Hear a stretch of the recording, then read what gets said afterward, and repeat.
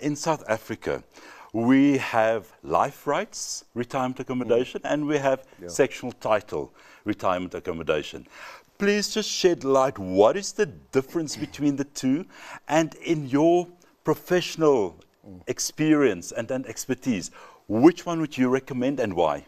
In short, life right is just that, the right to live in a property for the rest of your life. You don't get ownership, you don't buy ownership, you don't have the benefit of capital growth in the value of the property over the years that you live in that property. So you buy to live there for the rest of your life? You pay to live there for the rest of your life, and that's basically that. I am an advocate for full ownership, for sectional title retirement ownership.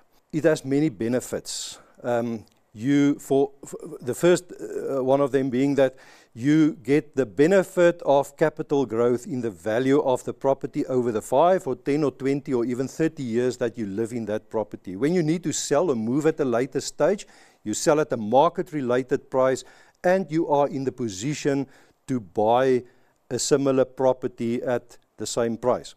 The second benefit there for me is that your children can inherit the property. Because it's ownership, children can also assist parents to buy property for retirement, which at the same time can be an investment for the children.